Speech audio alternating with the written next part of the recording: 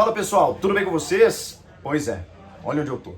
O São Paulo perde na estreia do Campeonato Brasileiro para o Fortaleza e o Thiago Carpini é eleito o vilão pela torcida. Será que ele vai continuar no cargo? Vamos falar sobre esse jogo. Chega mais, eu sou o Chico Garcia, inscreva-se no canal e vamos juntos!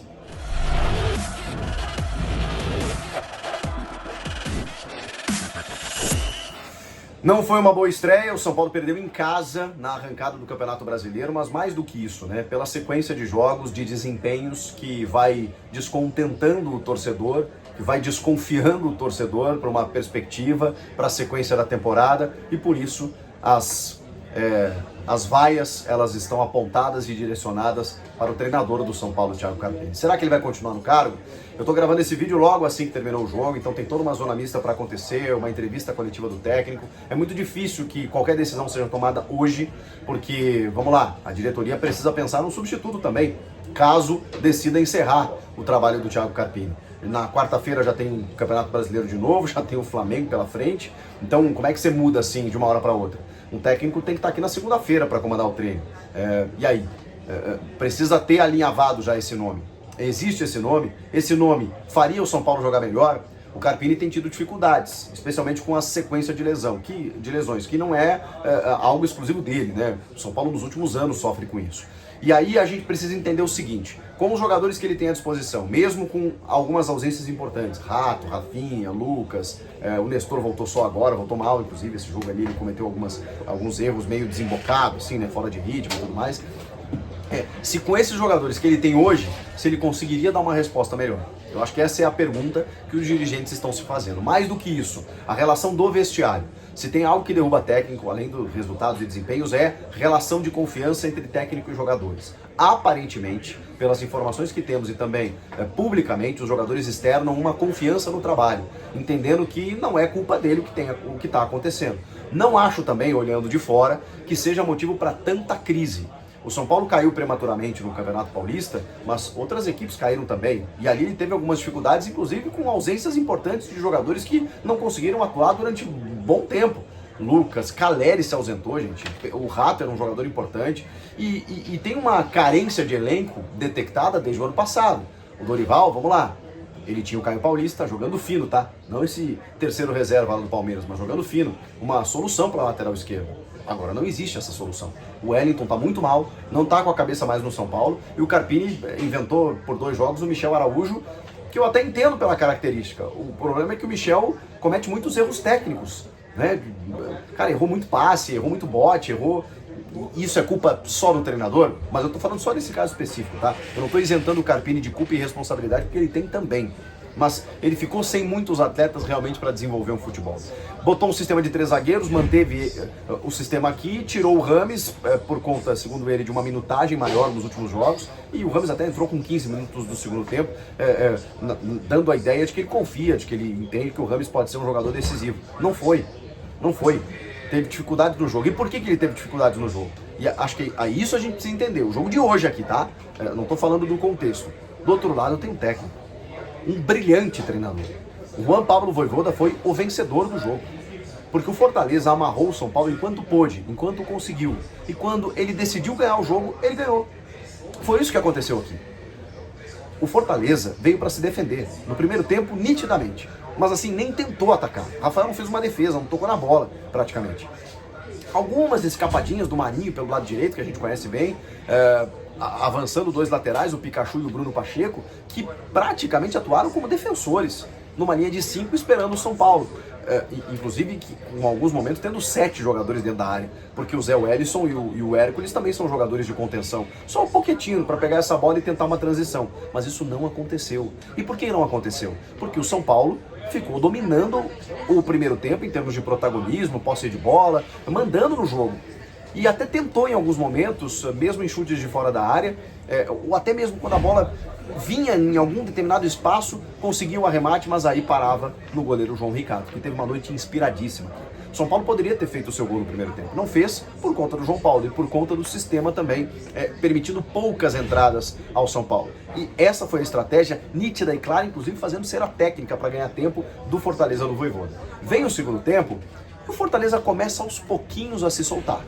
aos pouquinhos atacar um pouco mais o São Paulo. E o São Paulo seguindo com dificuldades. E eu era um cara que aqui, como comentarista da Band News FM, que comentei o jogo, pedia, cara, precisa de jogadores de quebradores de linha, o extrema desequilibrante, ponteiros, né? O Ferreirinha tá machucado, mais um, né, que eu lembrei agora, poderia ser esse cara, mas tudo bem, ele botou o William Gomes e o Eric, que entrou bem contra o Cobração, que é esse jogador, tirando os dois alas do time, o Igor Vinícius e o Michel Araújo.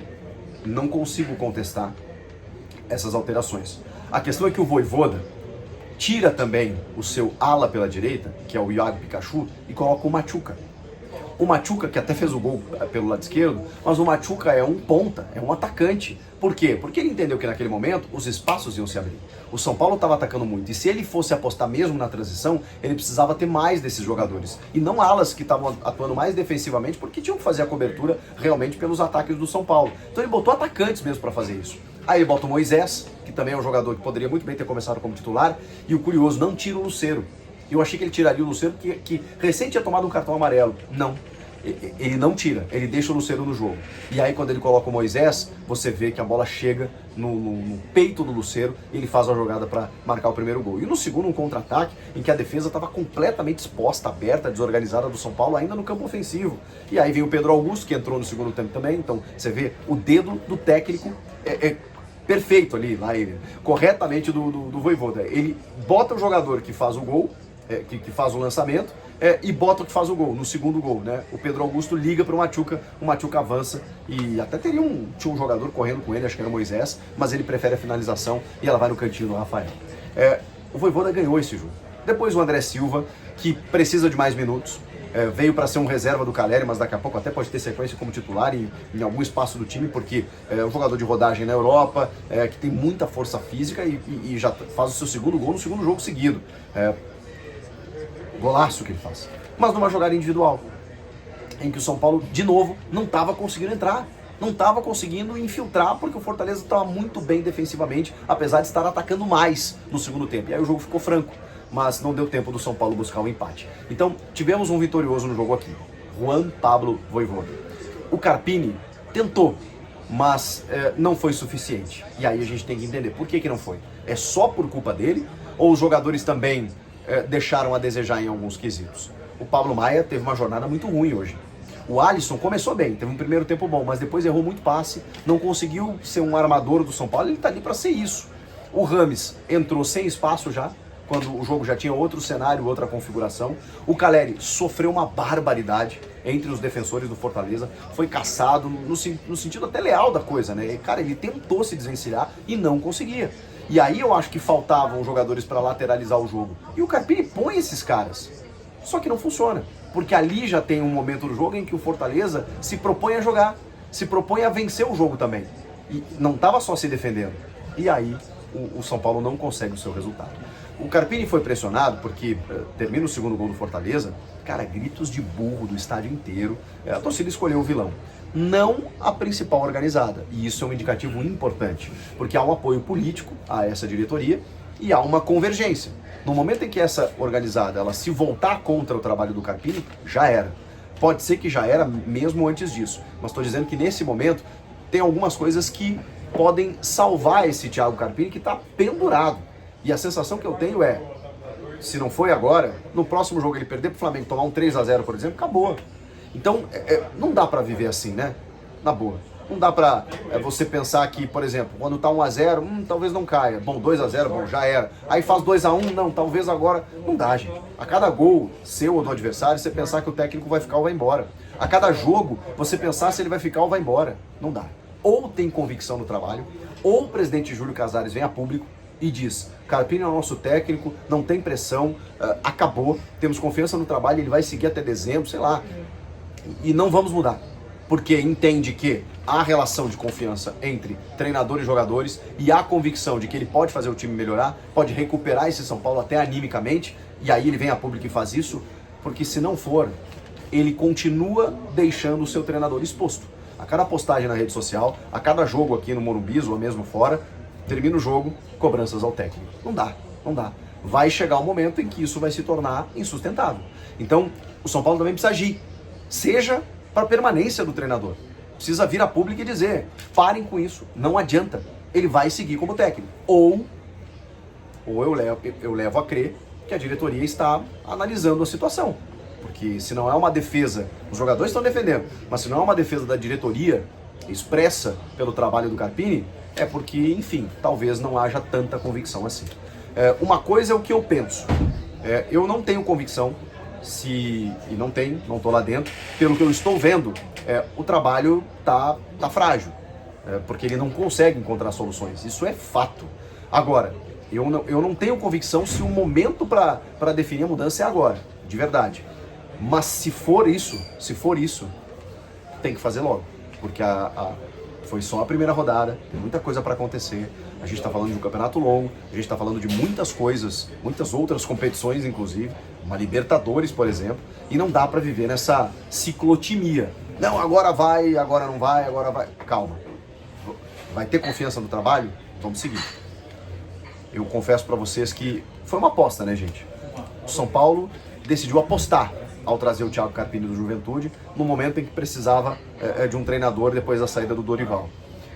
Vocês imaginam que o Dorival teria muito mais êxito do que o Carpini com o elenco que ele tem à disposição, sem Beraldo, sem Caio Paulista, sem Nestor, sem Caleri em alguns momentos, sem Lucas agora, sem Rato. Tô perguntando, é um questionamento.